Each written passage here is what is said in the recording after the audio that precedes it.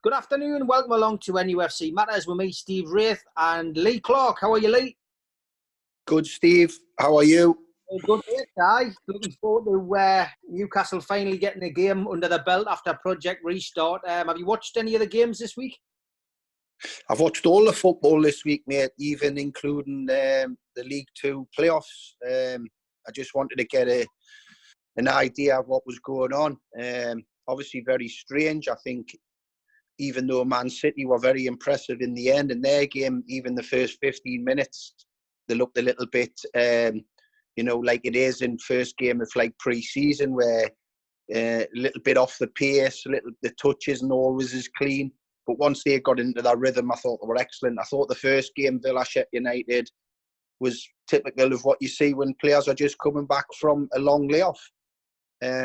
What the concern for me is, Steve, in regards to tomorrow's game for Newcastle, is now Sheffield United have experienced playing with no fans. They've got over all that uncertainty and what it's going to be like, whereas Newcastle have got to witness that for the first time. So the first half an hour tomorrow for me is going to be really important for Newcastle, just to get the lads and the players, the management, everybody involved to get used to what's going on. Sheffield United are used to that now. They haven't got that issue to get over.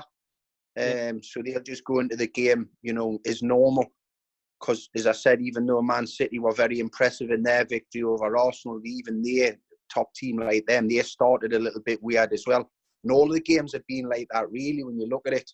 Even last night's games that ended up, the Man United-Tottenham game was a good game, and obviously Southampton had a convincing win. But initially, the first part of it, you can see the players are trying to just get to grips with what's going on, because I used to playing in front of thousands of people. It's quite, even in pre-season games, when you're playing for a top Premier League club, you're playing in front of decent crowds, you're never ever not playing in front of any people, only on your training pitches. So it's a little bit different. So that's my concern. Looking forward to it, by the way, the football. It's been great that it's back on, and looking forward to a great day of football today and tomorrow, especially Newcastle playing, and then the fixtures that follow them afterwards. But just a little bit apprehensive in terms of how they go about the first half hour. I think that's really important, that they get through that bit unscathed, and then they can kick on. Yeah, 100%. I mean, the fitness is one thing. It struck me, and you're right. You can see that the players have had a long layoff. It looks as if technology's had a long layoff as well. We've got to touch on that. The controversial, goal, the goal that wasn't, if you like, against Aston Villa. Goalkeeper, of course, clearly taking it over the line. And for the first time in all those games, the goal line technologies let we're down. And I've got to be honest, I felt a little bit sorry for Michael Oliver, because he was doing exactly what, he should do, which is abide by the technology, which is what he's been told. 100%, Steve. I've put no blame at all on the referee. In this instance, obviously one of us, a North East lad, Michael, know him and his father really well, and he's a top ref. But yeah, he's got that technology, as you say, the watch. But for me, VAR surely has the replays that we all seen, and you could tell from the first replay the ball was clearly over the line. So why didn't VAR just step in such an important decision? It's a goal.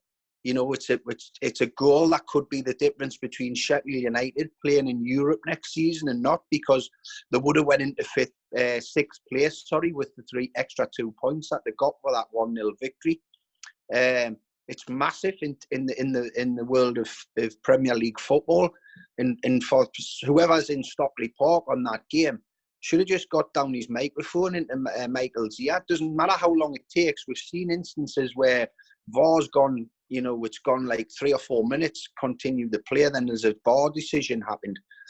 And all that we want is the right decisions to happen, and that VAR could have just went on there and said, it's a goal, Michael, give it a goal, 1-0, and end the story. So it's awful, because, and I see there's an apology straight away from the, obviously, technology, Hawkeye as it is, and the goal line technology.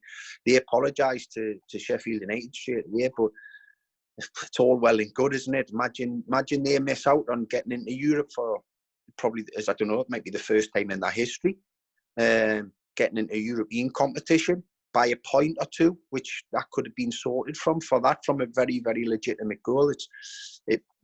But it's football. It means football's back, because we're talking about controversial incidents before the lockdown. So it means that football's up and running. The only thing that's missing, obviously, is the supporters. We're still getting controversial decisions, even though there's no fans in the stadiums. It could, it could have the flip side. It could keep Villa up. I mean, that point could be vital in their survival chances. And that will run, and that will be certainly one of those decisions that people point to.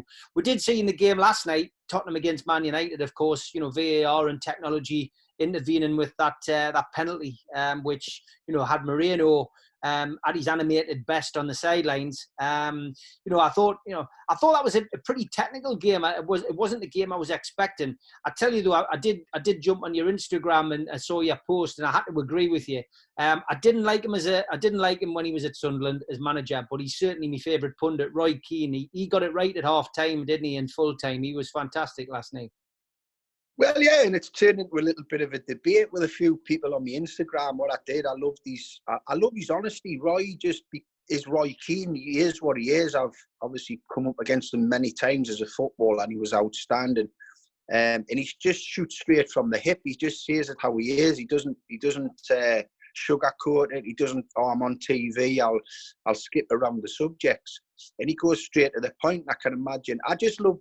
I loved the little bit of bounce back that he had with Patrice Evra. I thought Patrice Evra was really good in when he was Roy was talking about he wouldn't let Harry Maguire or David De Gea back on the bus, so Patrice Evra offered to give them a lift home. I thought that was brilliant. A little bit of comedy in there. Patrice cooled everything down a little bit. He had a bit of humour where Roy wasn't getting. I just like the way Roy, and we've had a little bit of a debate with some people on Instagram. Great, I love that. It hasn't got silly. It's just been people's opinions, and I respect everyone else's. May have different opinions to myself.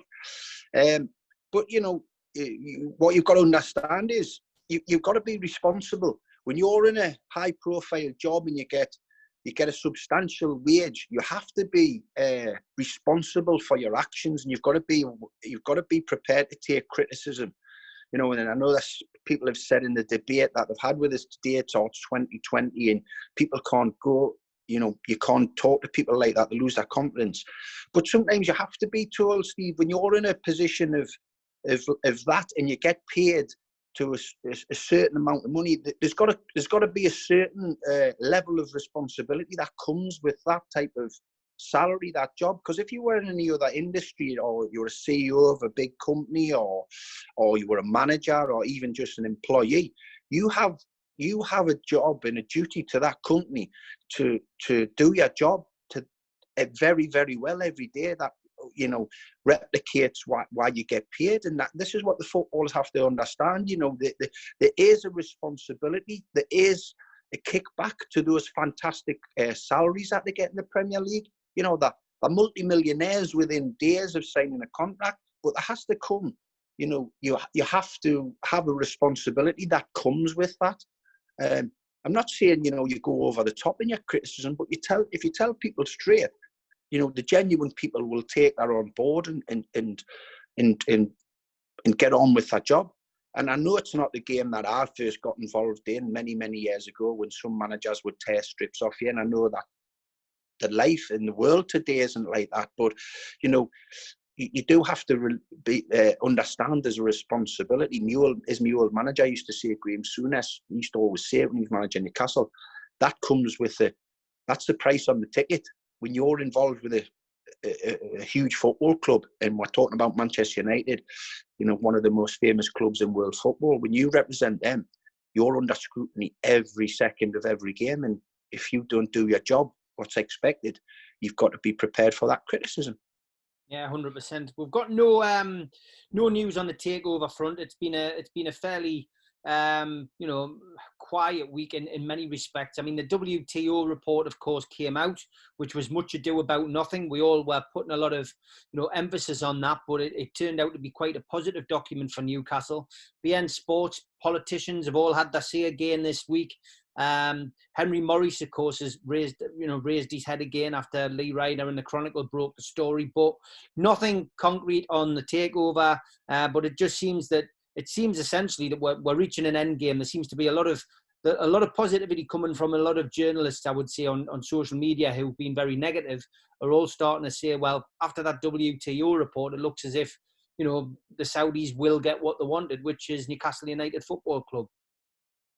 Yeah, you're right. There hasn't been a lot of change in terms of developments in the last week. But as you say, I'm just glad the football's restarting again tomorrow. The players and the manager, I've already read the manager's quotes. He's not aware of anything different. He hasn't had any dialogue with the current owners or Lee Charnley. He hasn't had any dialogue whatsoever with the potential new owners. What he's got to just focus on, and the players have to not worry about anything else, is the remaining 9 games. They haven't got to get sucked into that relegation battle as it is. I know they've got a little bit of a cushion. But in terms of the takeover, it's like me and you talked about when we talked about the Henry Winter article from a few weeks ago that said, don't worry, Newcastle United fans, your club will be taken over. And I think that's still the case. It's been reiterated this week that for whatever reason, if it happens, I think I'm like you, I think the Saudi Arabia thing will still go ahead. But if it doesn't, the American guys waiting in the wings if that deal collapses. And so I think, we can all just chill and try and enjoy the remaining part of the season that's starting for us Newcastle fans tomorrow, knowing that come the new season, we will have new owners one way or another. Lee Ryder's running an article today on Chronicle Online, basically saying that regardless of what happens with the takeover, the Newcastle are now rolling out plans for next season with regards to transfers. Now, that will be music to people's ears. There's no substance to it. There's no quote as to who he's spoken to. Certainly nothing direct from Steve Bruce or from Lee Charnley on this. But the gist of Lee's article says, I'll read this line out. Chronicle Live understands that the current regime aren't under any orders from would-be buyers. And with the Premier League now aiming for a September start next season, a transfer shortlist is being put together by Steve Nixon for the new campaign. I suppose, we've got to be happy that there is something going on, because Steve Bruce in his press conference was saying that he was expecting this takeover to possibly affect his transfer budget and wasn't expecting any movement. So I'm not sure who Lee's source is, but it's an interesting line, I suppose, Lee. Of course, Steve is a manager. You're always looking ahead. You're always planning for what's coming, in terms of the following season. This one's a little bit different because this current season is running obviously late and it's going to be so close to the start of the new season. So there's not a lot of time to do your business. So, you're obviously having to deal with playing games, but also getting your recruitment team together with a list of players and your targets and your positions you want to strengthen the squad.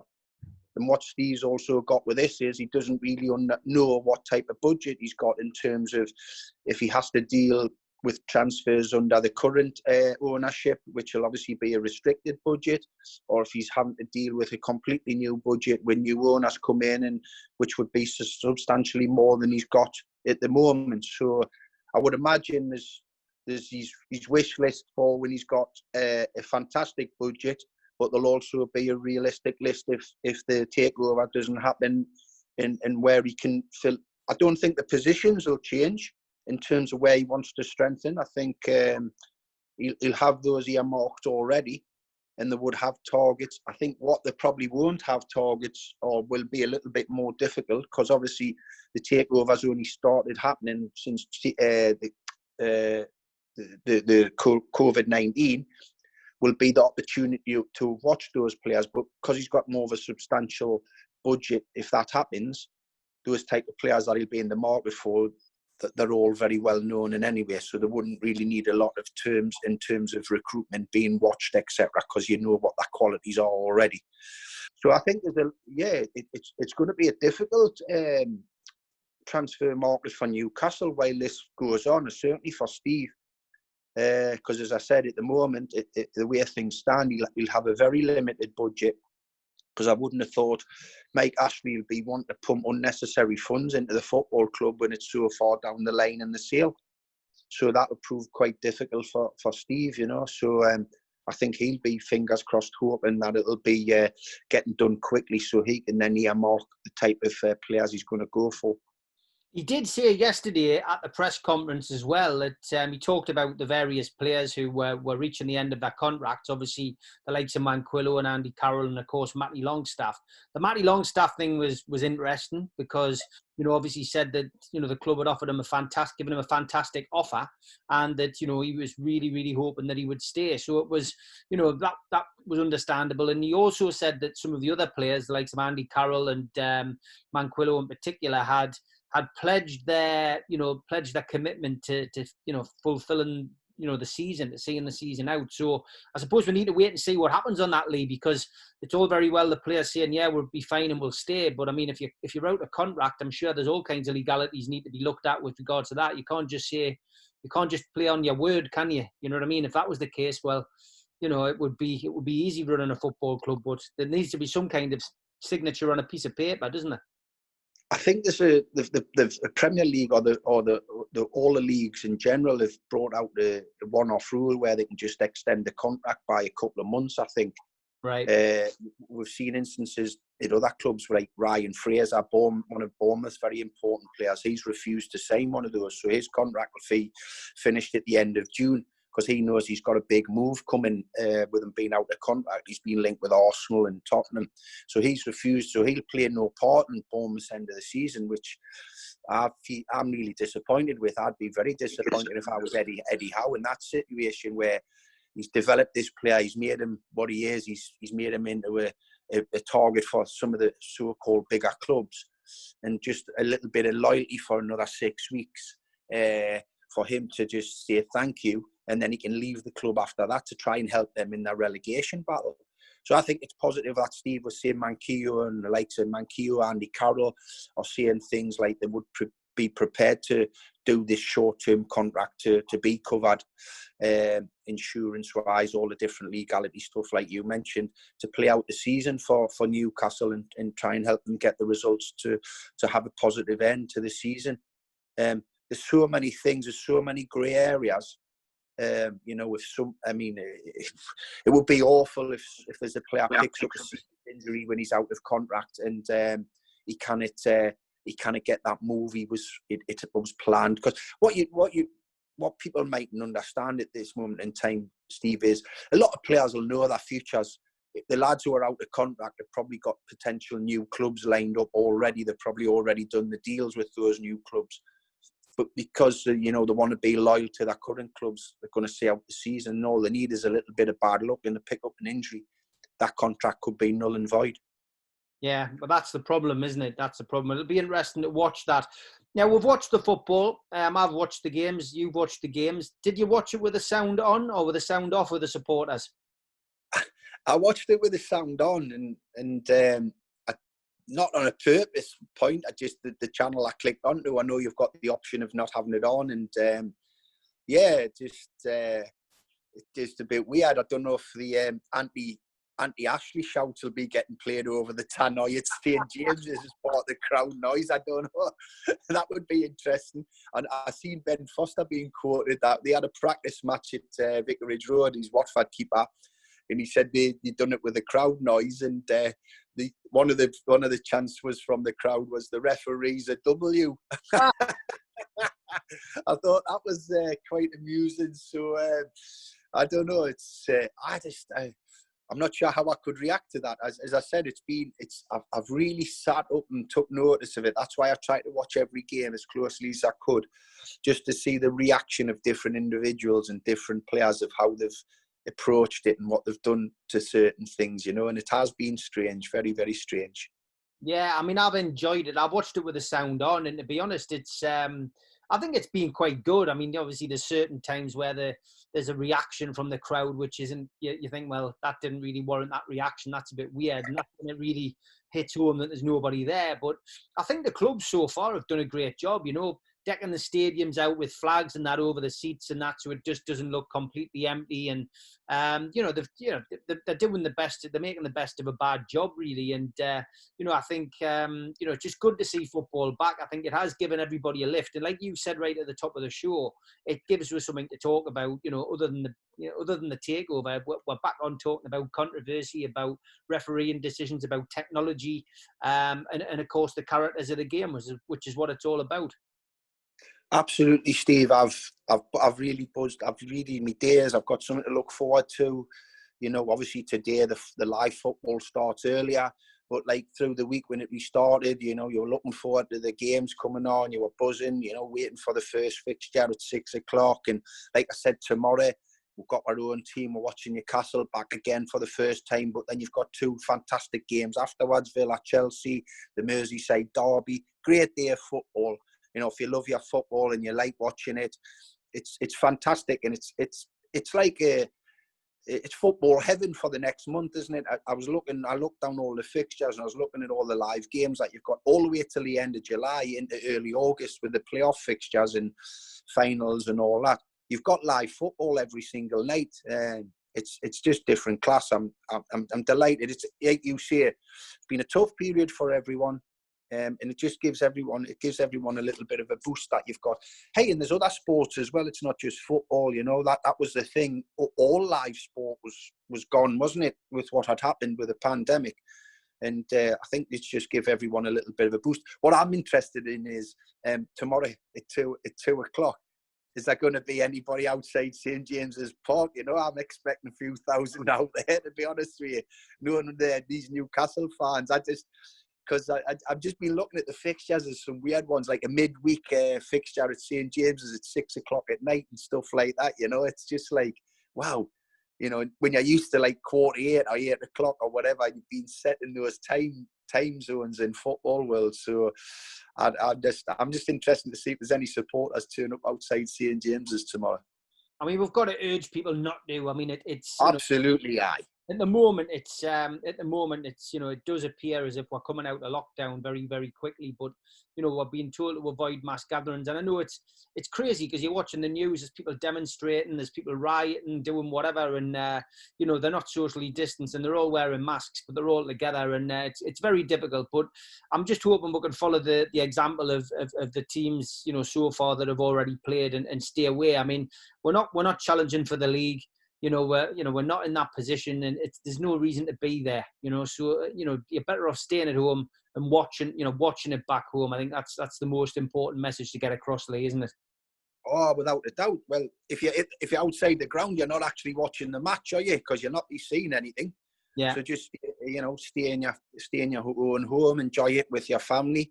The football's back. Try and support your team. Support them loudly. Don't worry about what your neighbours say for a couple of hours. Get the chance and get the old moans and groans going and celebrating of the goals. I think everyone will be the same. So, really look. But can't stress enough.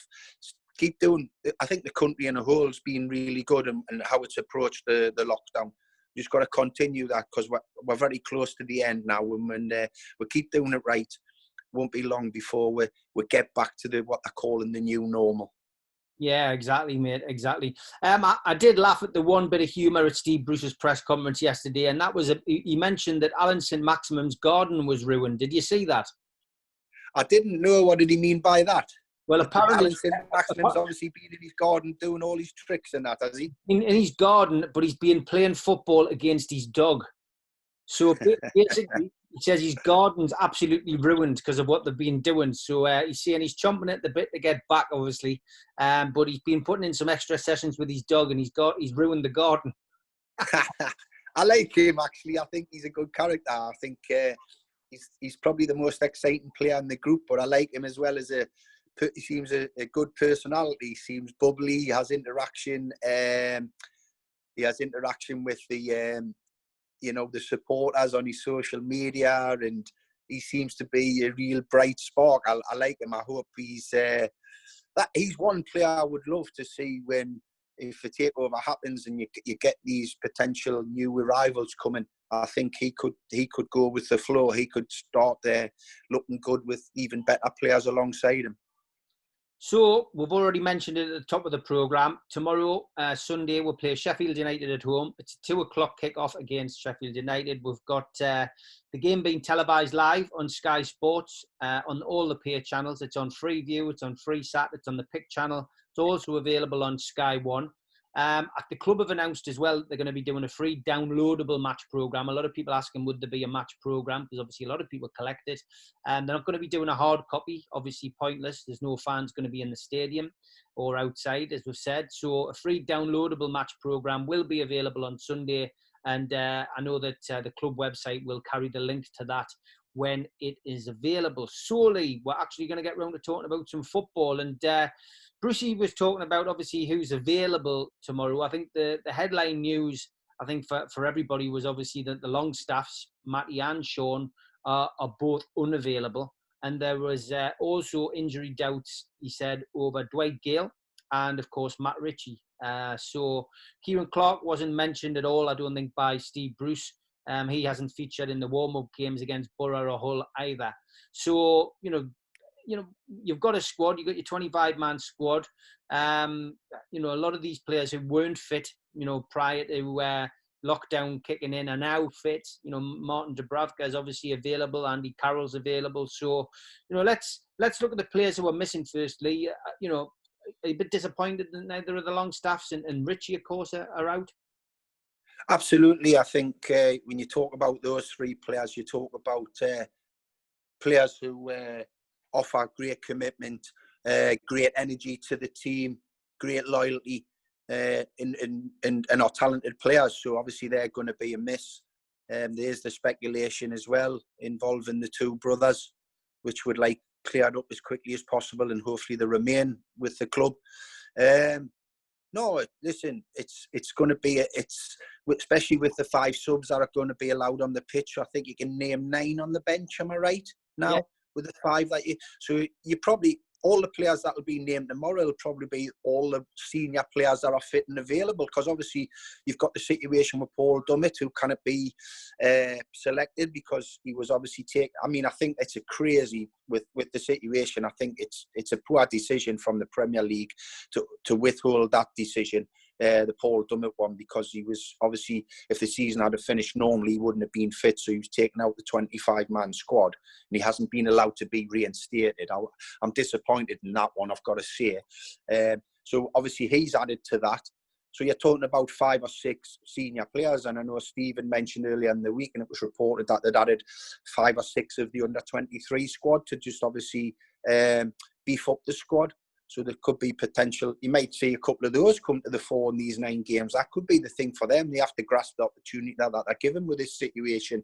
This could be their time, So I just think that Steve's obviously going to be limited in terms of what he does with the senior players. And you hope that they don't pick up injuries. I mean, you look at Arsenal, they lost 2 players in the first 20 minutes the other night at Manchester City with the injuries. And what you've got to wonder as well, Steve, is I know Newcastle have got what's concerned me is the logistics of travelling to away games as well. Because normally when you travel to away games as a player, you go down by a private jet on a Friday. I mean, it's mollycoddled, I know it sounds, but you go down and you travel, your travel's short. You stay in a nice hotel so you can get a good food and good preparation sleep-wise. But obviously there's no hotels available. The flights are very restricted in terms of private jets or whatever. There was talk, because obviously Arsenal flew, they had food at Stansted Airport on Wednesday evening at 4:30, and then flew from Stansted to Manchester at 5 o'clock. But there was horrific weather, so that could have got stopped, the flight, so they might have made the game, but luckily they did. But it's not the preparation the players are used to, and maybe that can hinder with the injuries as well. So when Newcastle go to Bournemouth, I think Bournemouth's their first away game of this period.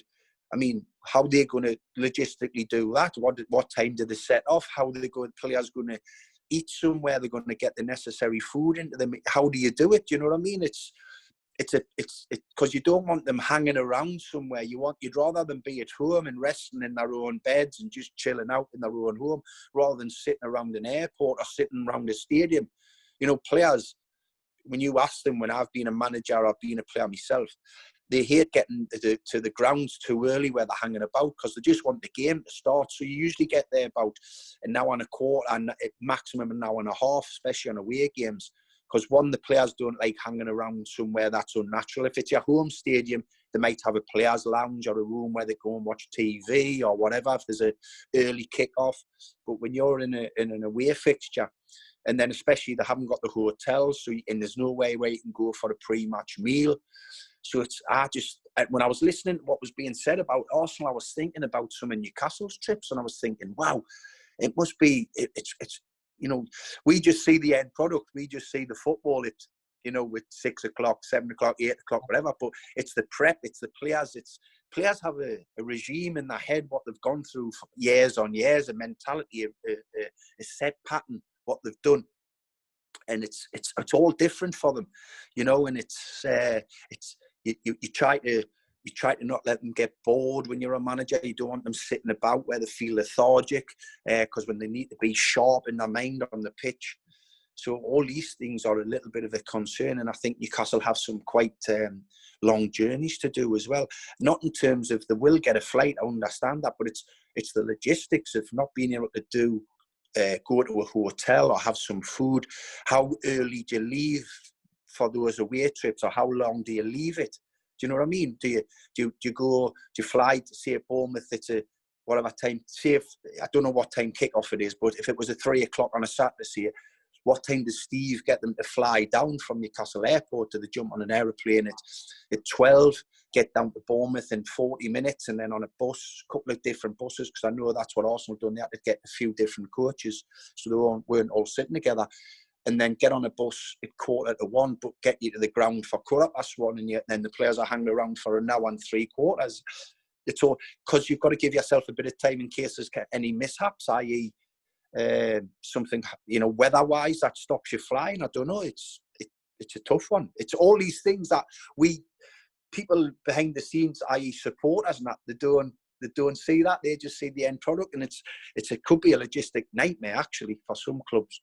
Could be, mate. Yeah, 100%. We've got David Coos refereeing. It's his third appointment involving Newcastle. He took the 1-1 draw against Rochdale in the FA Cup, the 2-1 defeat against Southampton, and VAR is looked after for tomorrow's game by Peter Banks. He was the eagle-eyed ref who is in charge of VAR, who spotted the penalty kick for Newcastle and the red card against Southampton as well. So good to have them on board. What's your team then, Lee? Who would you go for? There's not sure whether you saw the Geordie Dentist and Steve Hasty last night having a chat about it. Couple of controversial ones in there, but it's always around. It's the midfield, which I think is the big question for everybody. But you know, what team would you put out tomorrow, do you think? Well, it's a tough one, Steve, because I think they're going to have to put a round peg in a square hole in the left back or left wing back area, aren't they? Because if they haven't got Dummett, Lejeune was one of the injuries as well, wasn't he? That Steve mentioned, I think. Yeah. But I know Steve thought that the flat back four that he went to in the 4-2-3-1 system that he deployed in the final few games before lockdown, he thought that they were a lot more offensive. So I think he'll stick to that formation. I think it'll be Joe Linton up top. It'll be Almiron, St Maxim, you know, possibly in the wide areas, or does he put Almiron in the little number 10 role behind Joe Linton? You know, obviously Shelby and Isaac Hayden could be in there. It just depends where you go. I'm just obviously concerned in terms of the left back. So does he put Yedlin in at right back and put Manquillo over at left back, who seems to do a steady enough job there? Dubravka, obviously, and then you've got Lascelles, Fernandez or Shaw. It's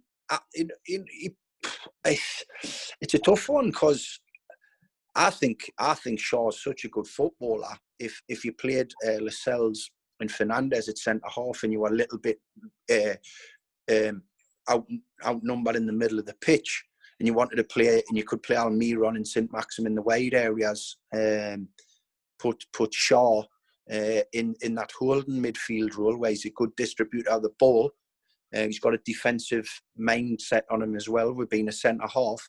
And you could maybe give Shelvey a little bit of a free role in behind the striker, or does Shelvey want to be a bit deeper on the ball? But it means that if Shelvey's playing in that role, he's got less responsibility in a defensive situation, and you might see him, higher up the pitch where he can use his passing range, which is very good short or long. So, I think there's those possibilities.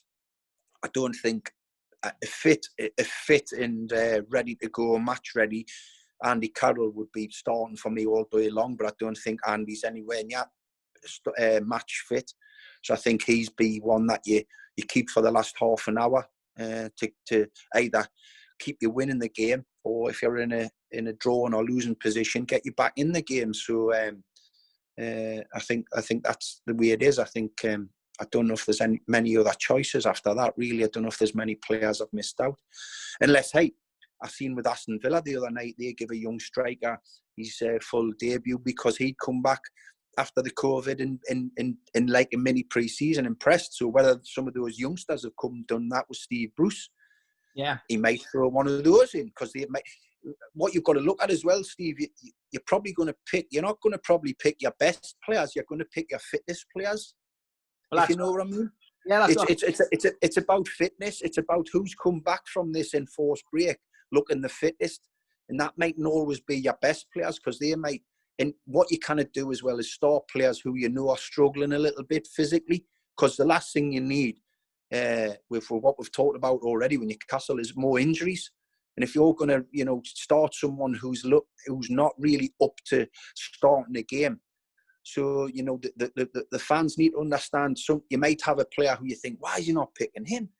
It could be the physical side of it. He's come back and he isn't actually at the level of where he should be. Really, it's a tough one. So I think what you'll see is managers, certainly the first 2 or 3 games, will be picking what they consider to be the fittest 11 players, rather than possibly the best all the time, because sometimes the best players maybe mightn't be up to the fitness levels required. Yeah, I mean, this week, I think the 4 under-21 players that appeared in the unlimited category of the Premier League squad lists in February, they're the ones that don't count towards the 25, so they're available to play, was Tom Allen, Dan Langley, Kellen Watts and Jack Young, and they've all qualified to play. So I mean, you're right. It's a great opportunity for them, and because the games are coming thick and fast, like we discussed last week, it's like a condensed Christmas fixture period. It's a golden opportunity for one or more of them to come through and make a name for themselves. I tell you what, my mindset, because those lads would have been told, listen, you've got a great chance when this football club returns back to normal training. You've got a great chance of being involved with the first team set up because of the situation. So while they were on lockdown, my mindset would have been get as fit, be the fittest player when I return. I want to be the fittest player. I want to be the best, of course, but the fittest, because if I'm fit, there's a great chance a manager will pick us over someone who potentially might be better technically.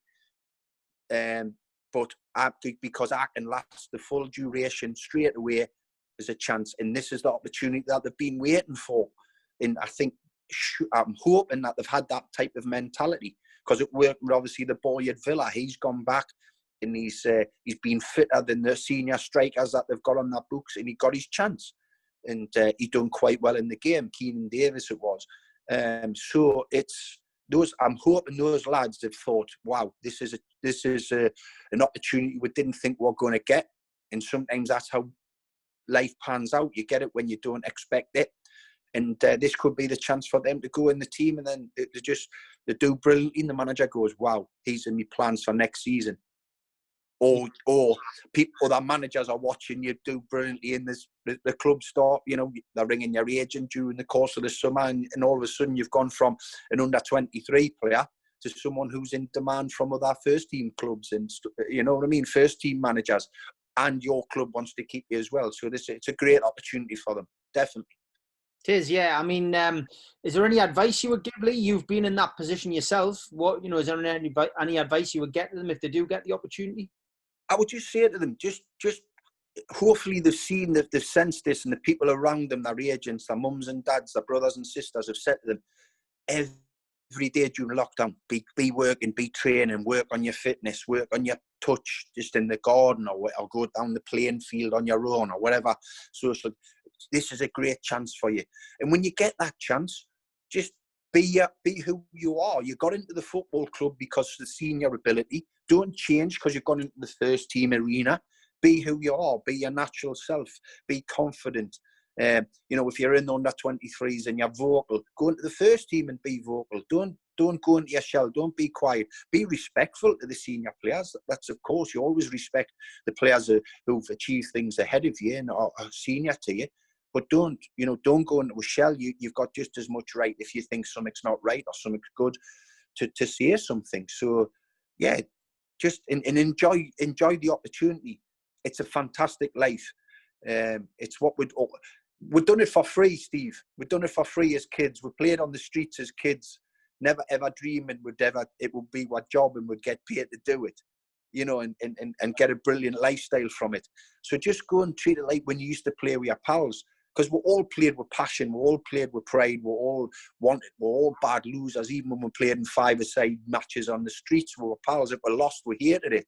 So just take that mentality into it becomes your job, but it's not really. It's your hobby, but you're getting paid for it. So it's just be the same. Yeah, 100%. Great advice, Lee. Great advice. So, coming to the end of the show, mate, what's your prediction? Newcastle United versus Sheffield United.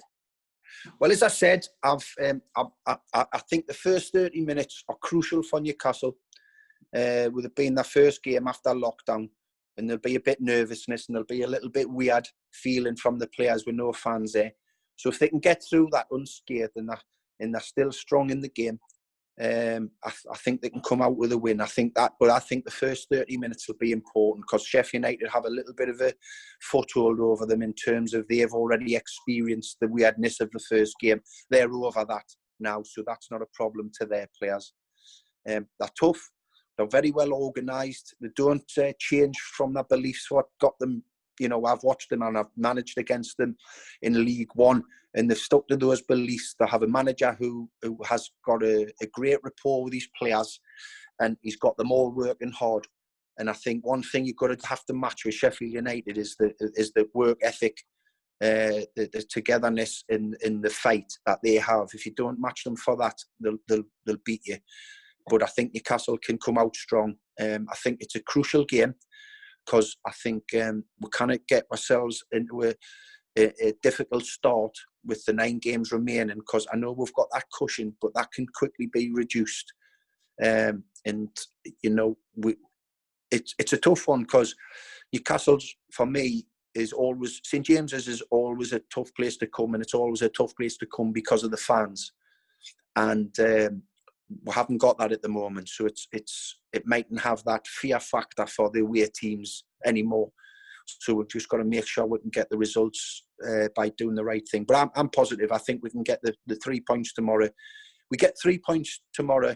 I think that means that we can breathe easily in terms of not getting involved in the relegation battle, and we can maybe look up the table.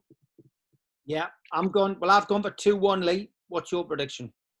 I'll go. I think it'll be tight. I don't think it'll be a big score margin. I would say probably 1-0. And I'll tell you what I hope. It's a 1-0 win, and when number 9 scores the winner, and he gets his career off and running for Newcastle. Yeah, fingers crossed, mate. Anybody getting that goal is going to be a good thing. And I agree, it's a crucial game. And Steve Howie's gone for 0-0. Supermax gone for 2-2. You've gone for 1-0, and I've gone for 2-1. So we'll fingers crossed. Well, Steve Howie sees centre half. He'd celebrate clean sheets. Goalkeepers and centre halves, I love clean sheets. So no wonder he's 0-0. And Mal loves goals. That's why he's gone for 2-2. Aye. I tell you what, I wish he was playing. Ah, no. Not now, mate. Not at the age he is now, and he's here, dear. Right, final plug. We haven't done it all day, mate. I did see it earlier on. You've got a glass of rosé there, mate. Where's it from? It's a Sainsbury's special, pal. Gotta have the Sainsbury's special. I still haven't got the contact off them. That they mustn't be listening any to the big wigs in Sainsbury's. They haven't come and offered us the advert or whatever, a few quid. But the sun's out, so the rosé is out, mate. The cup of tea was last week when it was a little bit dull, but the sun's out today. Actually, I was waiting for... Well, I said it last week when Rob said he'd be buying the rosé. I wasn't going to hold my breath on that one. Lee, as always, great to speak to you, mate. Look forward to catching up with you next week. Have a good one. Stay safe and enjoy the football. Good luck. 3 points tomorrow, everybody. Cheers, mate. Bye.